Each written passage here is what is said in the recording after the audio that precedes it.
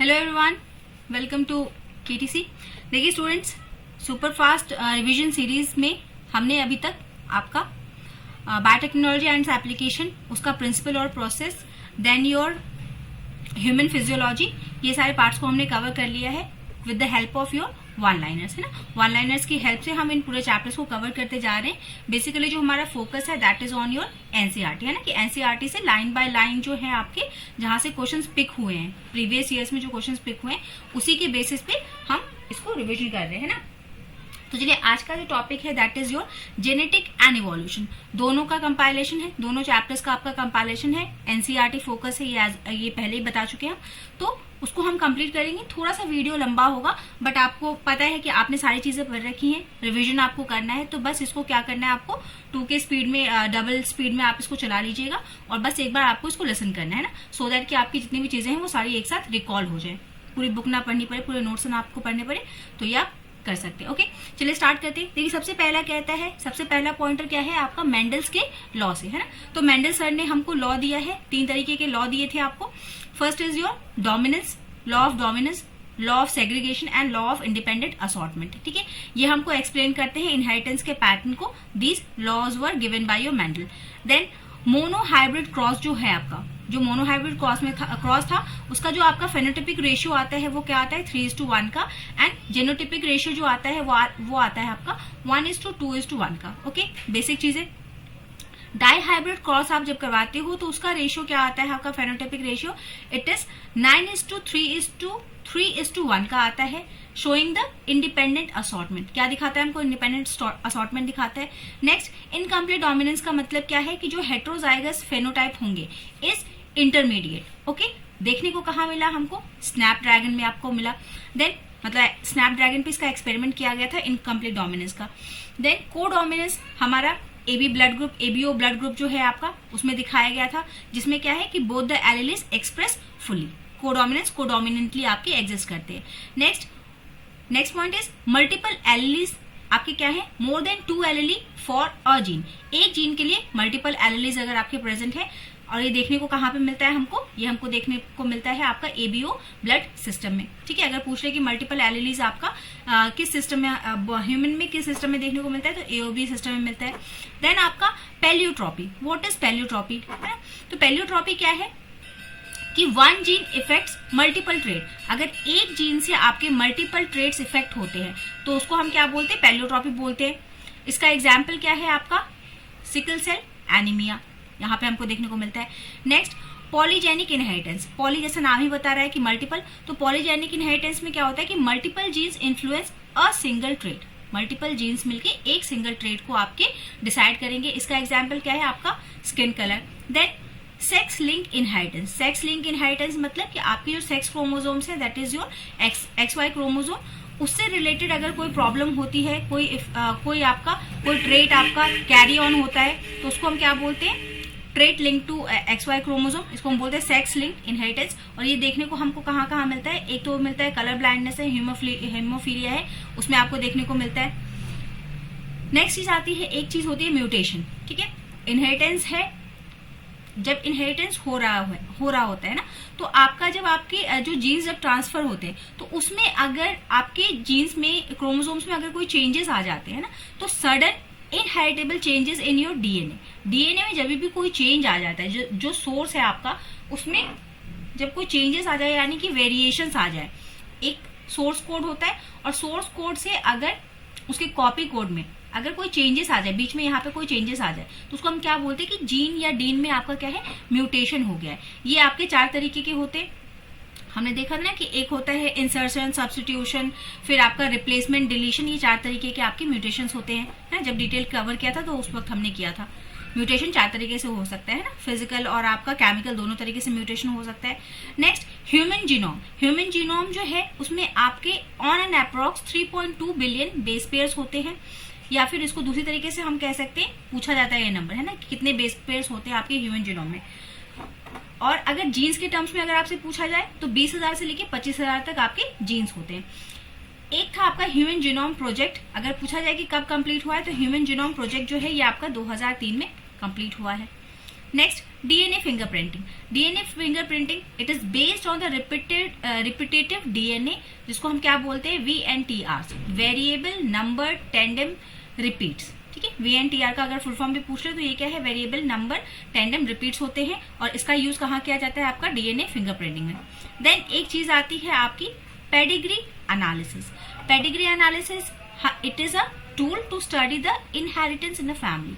अगर किसी की फैमिली में ऐसा होता है ना कि दादा परदादा तक अगर हमको जानना है कि हमारी फैमिली में किस तरीके का पैटर्न रहा है, इनहेरिटेंस का क्या क्या चीजें हमारी इनहेरिटेंस में रही हैं, तो उसको अगर स्टडी करना हो हमको तो हम कहाँ से करते हैं, पेडिग्री एनालिसिस करके।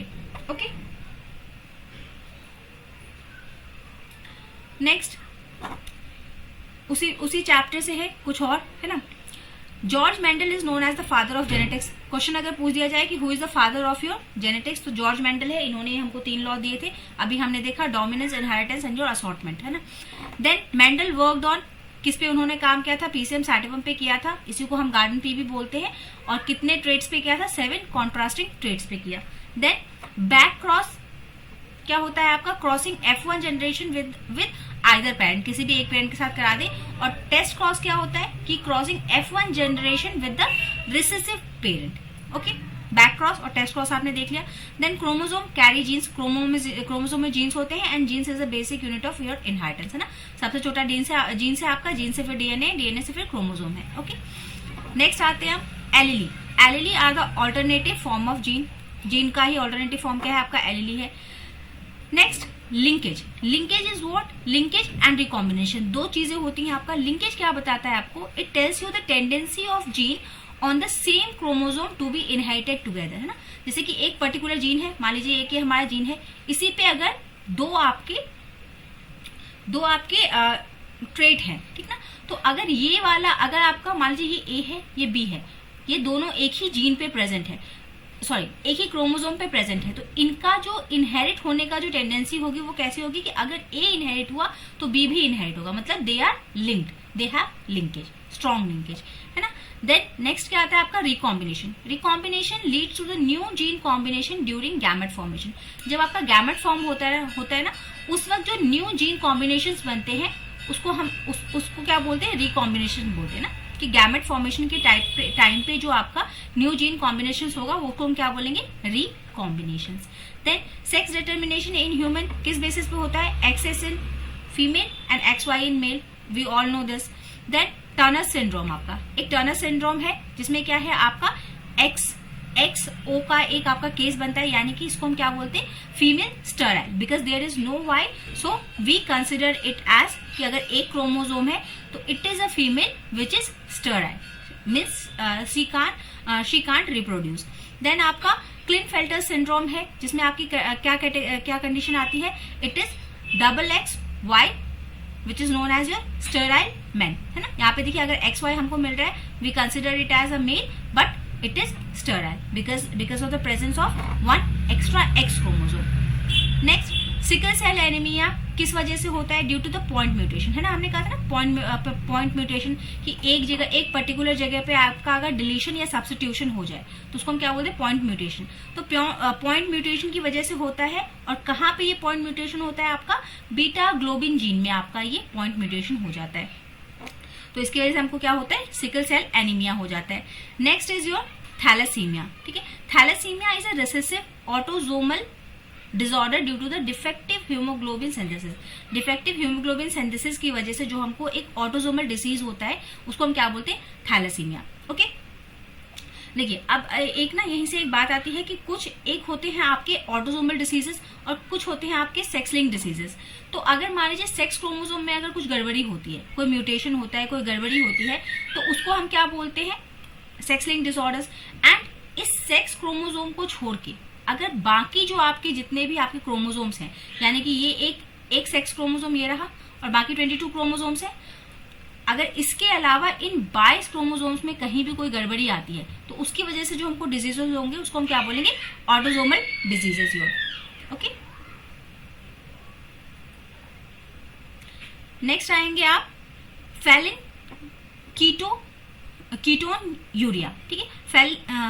फिनाइल कीटो कीटोन यूरिया जो है आपका, ये भी एक तरीके का डिसीज है. It is caused by your mutation in the gene coding phenyl alanine hydroxylase. ठीक है, तो ये जो है आपका, इसमें इसकी कोडिंग में जब भी म्यूटेशन होता है तो उसकी वजह से हमको क्या है, फिनाइल कीटोन यूरिया डिजीज होती है. Okay, it is also mutation, gene mutation का एक प्रॉब्लम है कि जीन में म्यूटेशन होने की वजह से अगर हमको कोई हेल्थ प्रॉब्लम आती है तो उसका ये कंडीशन है. Next is your haemophilia. अभी हमने बात की कि हीमोफीलिया जो है it is also a sex linked recessive disorder.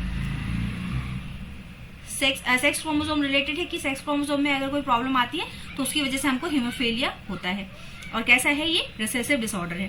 Then genetic material is DNA. हमको पता है कि DNA is a genetic material except in some viruses. मतलब जितने भी ऑर्गेनिजम्स हैं सब में आपका जेनेटिक मटेरियल क्या है, आपका डीएनए है. बट कुछ जो वायरसेस हैं उनमें जेनेटिक मटेरियल क्या है, आपका आरएनए. नेक्स्ट इवोल्यूशन पे आते हैं हम. इवोल्यूशन की कुछ आपके वन लाइनर्स देख लेते हैं.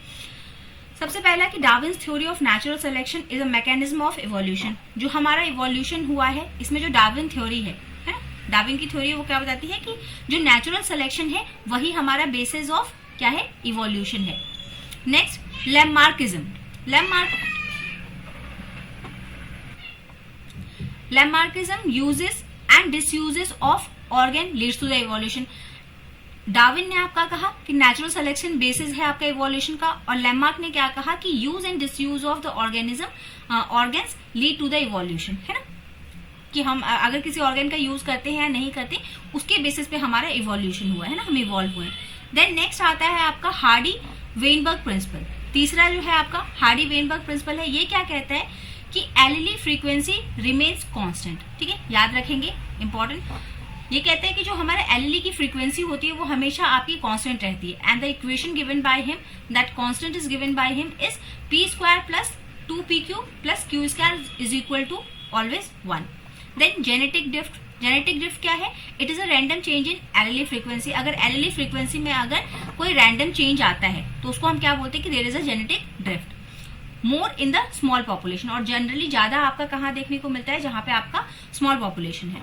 Next founder effect. What is a founder effect? Founder effect है कि small group start a new population with different एलिली and frequencies.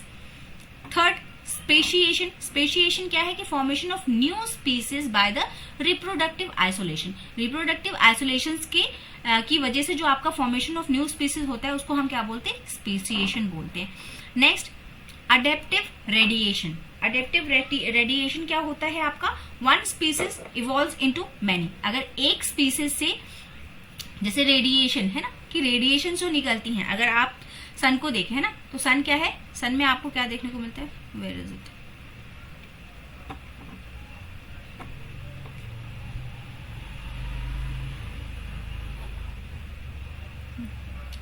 तो अगर हम कहा थे अडेप्टिव रेडिएशन पे है ना, तो ये डार्विन्स फिंचेस है, इसका एग्जाम्पल है. तो अडेप्टिव रेडिएशन का मतलब बोले जैसे सन से रेडिएशंस निकलती हैं, देखिए इस तरीके से, यानी कि एक आपका सोर्स है और उससे बहुत सारी चीजें निकल रही है. यही बात ये भी कहता है कि one species evolve into many. एक स्पीशीज से अगर बहुत सारे आपका वो, ठीक है, तो एक से आपका बहुत में इवॉल्व हो गया. Then fossil records show the gradual changes and transitional forms, है ना. ये हमको क्या दिखाता है कि हमको जो फॉसिल रिकॉर्ड्स है हमारे, हमको क्या दिखाते हैं कि there is a gradual changes in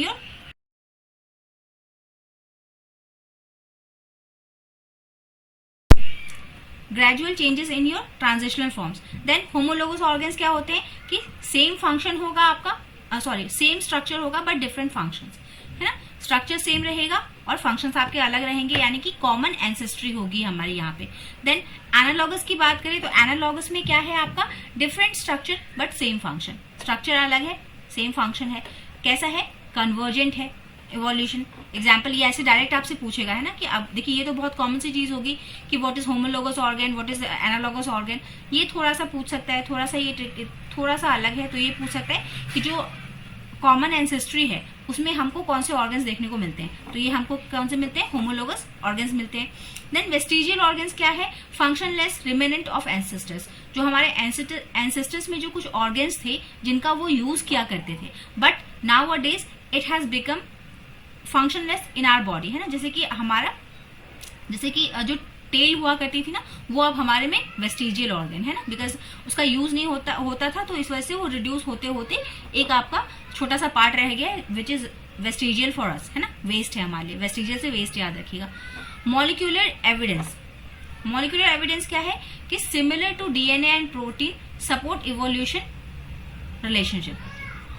molecular evidences हमारे पास है कि जो similar to DNA and protein और डीएनए के जैसा हमारे पास पहले भी बहुत पहले जो था वो हमारे पास उस वक्त भी हुआ करता था, ये DNA and protein like system, जिससे कि हम ये मानते हैं कि हमारे जो मॉलिक्यूलर एविडेंस जो है हमारे पास कि मॉलिक्यूलर स्ट्रक्चर भी हमारा सेम रहा था, तो ये आपका बताता है। देन इवोल्यूशन ऑफ मैन कैसे हुआ है, कितने फेजेस से वो पास होके आज हम होमो सैपियंस हैं। सबसे पहले हम क्या थे, ड्रायोपिथेकस, सबसे पहले थे हम ड्रायोपिथेकस, फिर आए हम रामापिथेकस पे, देन आए होमो हैबिलिस पे जिनका हैबिटेट सेम हुआ करता था, देन आए हम होमो इरेक्टस पे जब हम थोड़े से इरेक्ट हो गए, स्ट्रेट होके चलना स्टार्ट किया, and finally we evolve to your Homo sapiens. Next, crossing over कब होती है आपकी, occurs at the pachytene stage of your prophase 1 of meiosis. Crossing over आपकी प्रोफेस 1 मियोसिस में होती है। Then H T. मॉर्गन जो है establish the chromosomal theory of inheritance through the drosophila experiment. पूछा जाता है कि एच.टी. मॉर्गन जो है उन्होंने कौन सी थ्योरी दी, तो उन्होंने थ्योरी आपकी कौन सी दी, क्रोमोसोमल थ्योरी ऑफ इनहेरिटेंस दी, और किसके थ्रू हमको ये बताया, तो ये हमको उन्होंने बताया ड्रोसोफिलिया के एक्सपेरिमेंट के through. Next, bar body. What is a bar body? Bar body is an activated x chromosome seen in the female somatic cells. ठीक है, ये हमको कहाँ मिलता है, इनएक्टिवेटेड जो एक्स क्रोमोसोम्स है इन फीमेल सोमैटिक सेल्स, वहां पे हमको ये देखने को मिलता है। देन एपिस्टेसिस क्या है, it is an interaction where one gene marks the effect of other, है ना, मास्क कर देता है, एक जीन दूसरे जीन के इफेक्ट को मास्किंग कर देता है उसके, ना, उसको ढक देता है पूरा। ये कहाँ हमको देखने को मिलता है, coat colour in mice. Next, lethal genes क्या होते हैं, causes death in homozygous condition. Homozygous condition में अगर डेथ हो जाए तो उसको हम क्या बोलते हैं, लीदल जीन्स बोलते हैं। येलो कोट कलर इन माइस। फिर सिस्ट्रॉन क्या है, cistron is the smallest functional unit of gene coding for polypeptides, है ना। पॉलीपेप्टाइड्स की कोडिंग के लिए जो जीन यूज होते, मतलब जीन की कोडिंग के लिए जो पॉलीपेप्टाइड्स यूज होते हैं उसका सबसे छोटा वाला आपका पार्ट है सिस्ट्रॉन।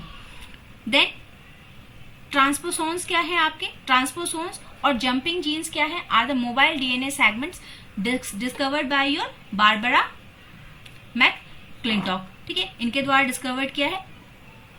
ट्रांसपोसोन्स क्या है आपके, जंपिंग जीन्स है। देन आपका यूक्रोमैटिन, है ना, क्रोमैटिन हम जानते हैं।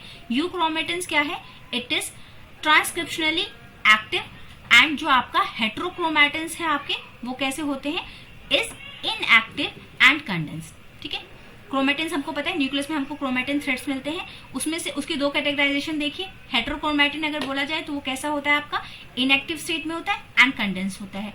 अगर यूक्रोमैटिन के बारे में बोले तो ये ट्रांसक्रिप्शनली एक्टिव रहता है। Next, single nucleotide polymorphisms SNPS are common genetic variation, are the most common genetic variations होते हैं ये।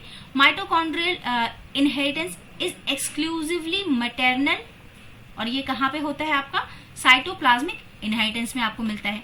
देन टेंडम रिपीट्स, अभी हमारा आया था डीएनए फिंगरप्रिंटिंग में कि वेरिएबल टेंडम रिपीट्स हमको मिले थे, तो आपका tandem repeats and the satellite DNA form the basis of your DNA fingerprinting.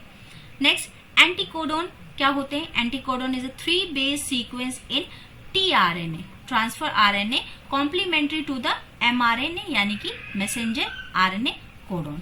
ठीक है, कॉम्प्लीमेंट्री होते हैं ये 3 बेस सीक्वेंस होते हैं एंटीकोडोन किसके, tRNA के, जो कि कॉम्प्लीमेंट्री किसका है आपका, mRNA कोडोन्स का। फिर आपका आता है वॉबल्स हाइपोथेसिस। वॉबल्स हाइपोथेसिस क्या एक्सप्लेन करता है कि how one tRNA can recognise multiple codon. एक tRNA कैसे आपके मल्टीपल कोडोन्स को रिकॉग्नाइज कर लेता है, ये बताता है आपका wobble hypothesis. Then AUG is both start codon and the codes for methionine, दोनों के लिए आपका रहता है, ठीक है। AUG is both start codon and codes for the methionine, दोनों के लिए रहता है। Degeneracy is the genetic code reduces the impact of your point mutation। ये क्या है आपका डिजेनरेसी, क्या है आपका कि एक ऑफ द जेनेटिक कोड का एक ऐसा पार्ट है जो कि आपका क्या करता है, इम्पैक्ट करता है आपके पॉइंट म्यूटेशंस को, ठीक है। Reduces the impact of your point mutation के इम्पैक्ट को कम करता है आपका। Then Okazaki fragments are the short DNA pieces synthesised on the lagging strands. Lagging strands है आपके, उस पे आपका जो शॉर्ट डीएनए पीसेस होते हैं ना, उसको सिंथेसाइज करता है। देन आरएनए इंटरफेरेंस है ना, हमारा बीटी कॉटन वगैरह वाले में हमको मिला था, टोबैको मोज़ैक वाले में, वहां पे हमको मिला था RNAi, यानी कि इंटरफेरेंस, RNA इंटरफेरेंस हमको मिला था वहां पे। RNAi is a gene silencing via your interference RNA और siRNA and miRNA used in the gene therapy. वहां पे हमने साइलेंसिंग की थी, डबल स्ट्रैंडेड जो आपके RNA थे ना, उसका हमने साइलेंसिंग किया था एक स्ट्रेन को। Then origin of life theory, ये किसने दी है आपकी, ओपरेन एंड हेल्डेन ने दी है। लाइफ ओरिजिनेटेड, इन्होंने क्या कहा कि life originated from your prebiotic soup, है ना, प्रीबायोटिक सूप से हमारा लाइफ जो है वो ओरिजिनेट हुआ है। मिलर एंड यूरे एक्सपेरिमेंट, इन्होंने क्या बताया, prove that the organic molecule formation under the primitive conditions, है ना। फॉसिल्स प्रोवाइड, ये हमने देख लिया कि फॉसिल जो है हमारे ये एविडेंस होते हैं कि कैसे ग्रेजुअली हमारा लाइफ जो है वो इवॉल्व हुआ है। लेम्मा का आपने देखा कि he propose that the inheritance of acquired trait, ठीक है, जिसको कि बाद में डिसअप्रूव कर दिया गया। आपका Darwin propose that the natural selection as the main mechanism of evolution. Then Alfred Wallace, इन्होंने क्या बताया कि independently propose the natural selection, इन्होंने इंडिपेंडेंटली आपका नेचुरल सिलेक्शन को प्रपोज किया था। Artificial selection is human directed breeding, okay, for example your dogs and crops. Industrial melanism है जो आपका is the classic example of your natural selection. ये industrial melanism वाला कौन सा है आपका, जो मोथ ने अपने आप को इवॉल्व किया था ना, जैसे कि बिफोर इंडस्ट्रियलाइजेशन आपका क्या था कि जो ट्रीज के बाग्स थे वो लाइटर इन कलर थे, है ना, because there was no carbon emittance and all that thing, कि बहुत ज्यादा पॉल्यूटेंट्स नहीं थे, कार्बन का इमिटेशन इतना ज्यादा नहीं होता था, तो बाग्स जो थे वो अपने नेचुरल कलर में थे। बट आफ्टर द इंडस्ट्रियलाइजेशन, जब हमारे यहाँ पे इंडस्ट्रियलाइजेशन हुआ तो क्या है, जो मोथ थे,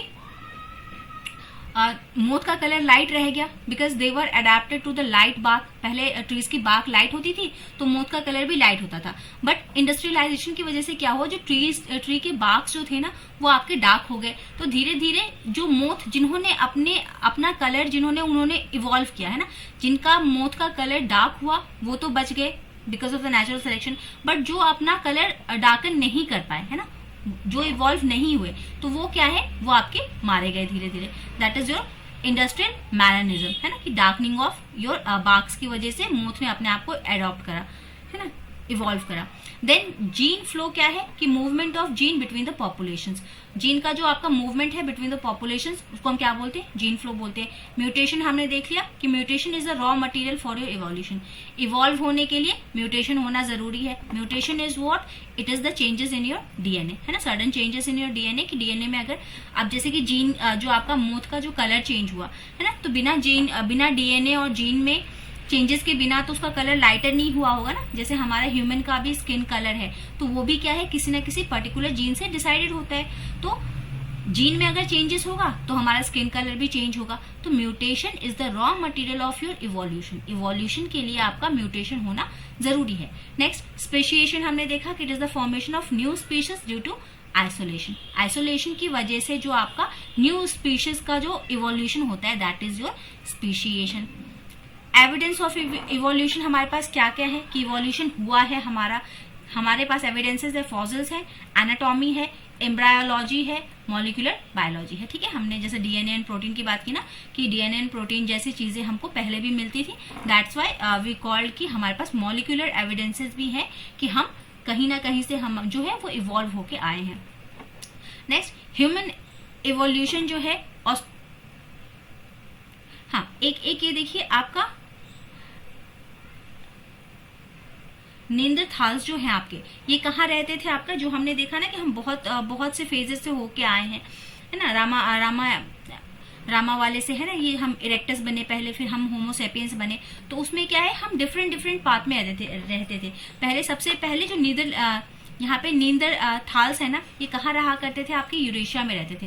होमोसेपियंस जो है ये कहाँ पे इवॉल्व हुए, किस पार्ट में जाके ये इवॉल्व हुए, अफ्रीका वाले रीजन में ये जाके इवॉल्व हुए, है ना। 2 लाख ईयर्स अगो इनका इवोल्यूशन यहाँ पे हुआ है सैपियंस का। ठीक है, मतलब हर अलग अलग पार्ट में जितना भी आपका ग्लोब है ना, उस अलग अलग पार्ट में डिफरेंट टाइप पे डिफरेंट इवोल्यूशन हुआ है ना। जैसे मान लीजिए कि कहीं पे अगर होमो सैपियंस आ गए हैं तो हो सकता है कहीं पे अभी वो किस स्टेज में हो, होमो इरेक्टस वाले स्टेज में हो, है ना। तो मतलब different part of the world जो है वहां पे आपका ऐसे अदरवाइज नहीं लीजिएगा, बट अभी भी जो कुछ पार्ट्स है ना, जैसे आपका ब्राजील या वेस्ट इंडीज वगैरह वाला जो पार्ट है, वहां पे जो आपके जो ह्यूमन है they still now they resemble to our ancestors, है ना, थोड़ा बहुत रिजेंबलेंस अभी भी है। Means they have not evolve that much as we have, है ना, जितना हम इवॉल्व कर चुके हैं उतना वो इवॉल्व नहीं करे हैं। नेक्स्ट, हार्डी-वेनबर्ग जो है आपका, Hardy-Weinberg equilibrium is disturb by mutation.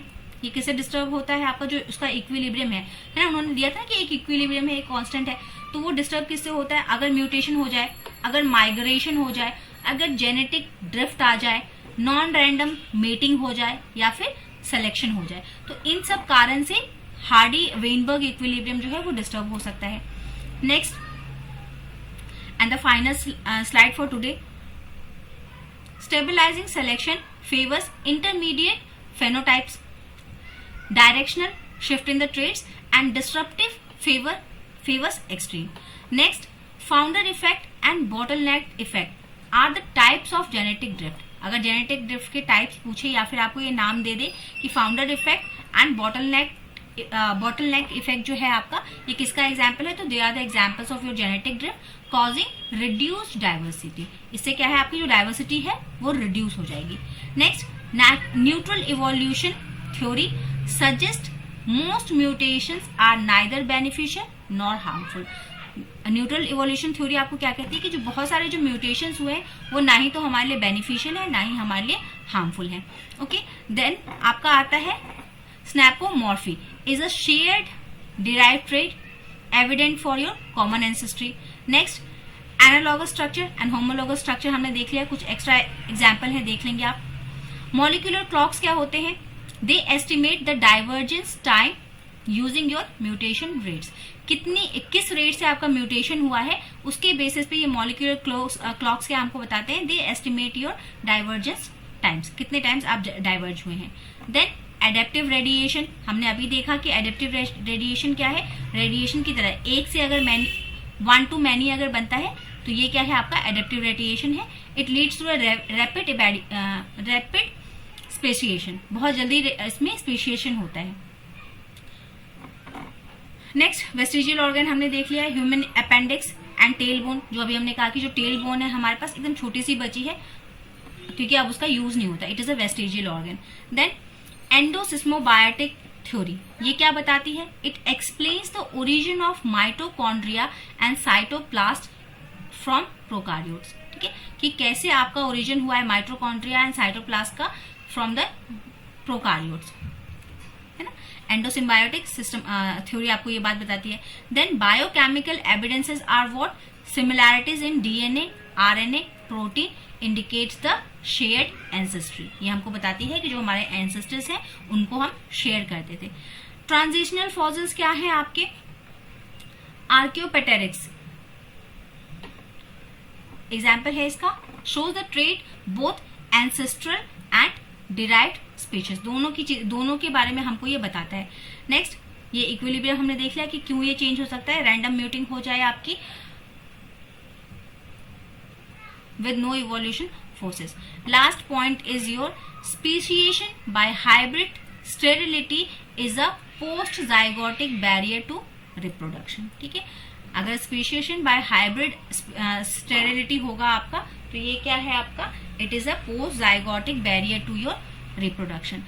तो these were some one-liners from your NCERT and from the previous year questions, है ना, कि पिछले ईयर्स में जो भी आपके पूछे गए हैं तो उसका आपका एनसीईआरटी से जो वन लाइनर्स पूछे गए हैं उसका combination as well as your, और जो आपके एनसीईआरटी के वन लाइनर्स है इसका ये कंपाइलेशन था of your genetics and evolution.